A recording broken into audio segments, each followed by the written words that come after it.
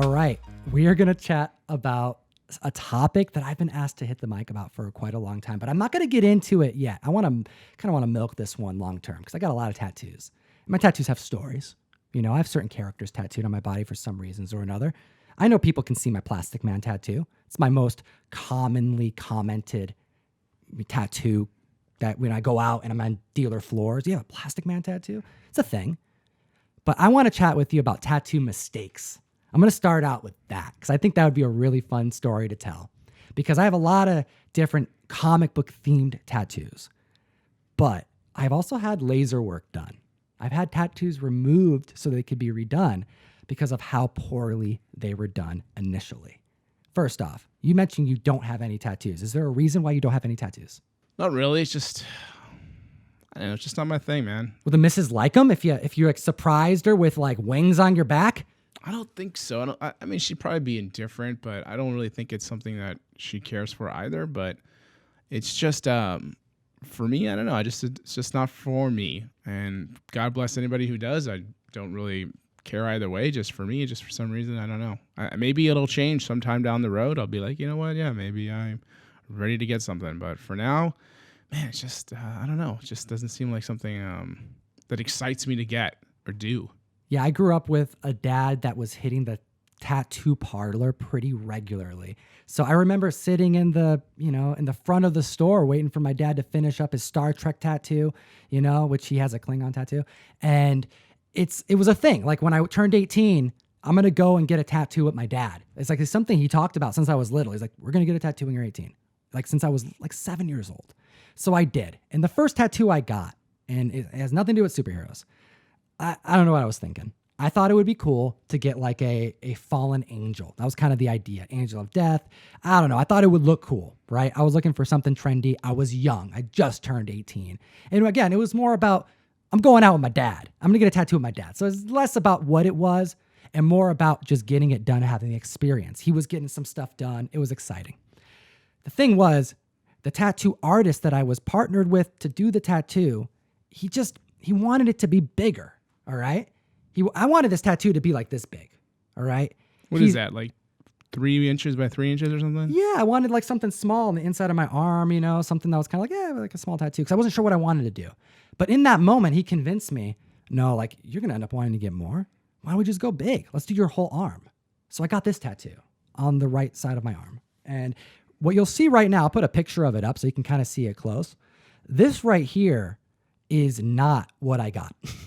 This right here has not just been lasered, it has been redone like 3 times because what this tattoo artist convinced me to do was some of the most terrible art on my body, and it was immediately embarrassing. I trusted him, and what he ended up providing wasn't an angel of death. It was like an anime-looking angel that was in just short shorts, nothing else, in a fetal position on an ankh. And at first it seemed cool when he drew it on my skin because he was kind of doing it freehand. But at the end of it, end of the day, when you're looking at just the anatomy not being right, and I'll show pictures of it, it was rough. And it was something that I had to live with. I'm like, this is not something I'm proud of. So I immediately started getting work done to try to cover it up. And there's this moment that if you get a tattoo fixed, or if you have an error that happens in your tattoo, which I'll get into here in a second, because this isn't the error. This is the first tattoo that I got that was problematic. It requires typically multiple tattoo artists to provide their opinion. So I'm sitting in this chair with 3-4 artists standing around me thinking, how can we fix this? And legit, they were floating the idea of just giving me a bird tattoo. Can we make this a crow? Can we make this maybe like a parakeet or something?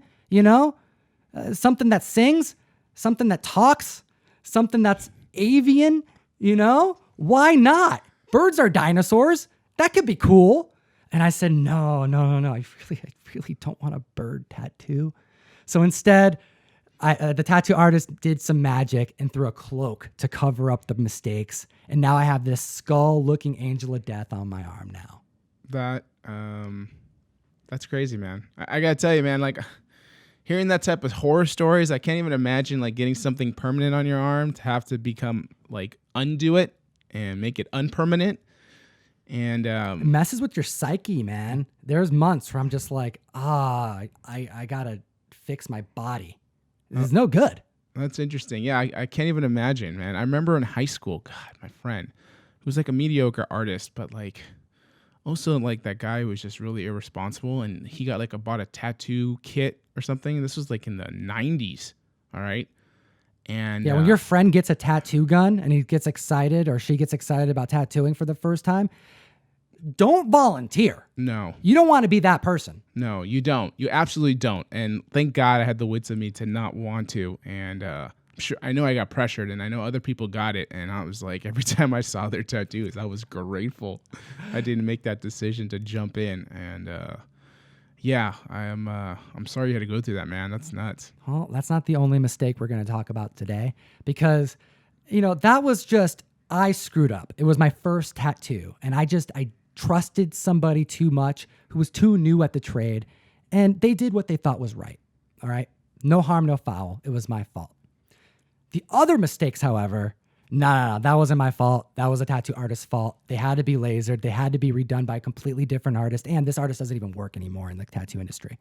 So the first thing that I had to, that was a big problem. Okay. Like for real, dude, like I've been doing the show for 2 years, but I've been in the comic book community for a very long time. And I gotta be straight, hitting the dealer floor with a tattoo that you're not proud of a superhero comic book that everybody knows. Yeah, it's an embarrassing thing. It's something that I don't wish upon my biggest enemy. And this tattoo artist did a rendition of The Dark Knight Returns, because I do have The Dark Knight, Frank Miller style, and Robin tattooed on my arm. The head of Batman that he made was so wrong that it didn't look like Batman. He angled the head at an angle that made him look like he was injured in the neck, and the eyes were too small, and the cowl was so small that it looked like he was maybe a wrestler or something, because the cowl was more of a circle. And it was the worst. Like, I thought this one was embarrassing, but when I went home and I was staring at this tattoo, I remember texting Russ a picture of it, and he said something along the lines of, yeah, it's really hard to draw Frank Miller. And that's definitely not what you want to hear friends say.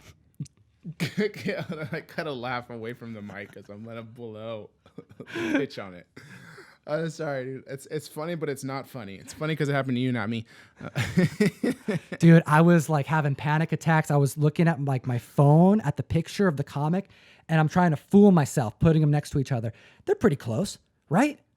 Right, Tom? Like I'm trying to like convince myself. You're talking to Mirror Tom? Yeah, absolutely, man. It was rough. So here's the thing.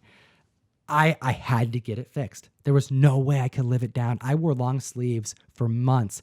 I paid hundreds of dollars to go and get the head of Batman, of Bruce Wayne, the Dark Knight, Frank Miller style, removed. I had a hole of a fading Dark Knight head on my arm for months, because every 3 months I would go in and get laser work and then go, all right, tattoo artist, can you draw it yet? And he goes, nah, just go and do another round. We need it a little bit more faded, a little bit more faded. I went into the like laser removal and I messed with them. They have a consultation with you. They want to set you up for success. They want you to know what you're about to get into, because it's not an easy process. And they're like, all right, so you have a tattoo you want to remove? And I'm like, oh, I do. I want to get rid of my whole sleeve. And they're like, I'm like, I'm just kidding. I just want to get rid of the head, the Batman head. And they're like, what's wrong with the head? I'm like, you don't understand. It needs to be gone. We need to get rid of it entirely.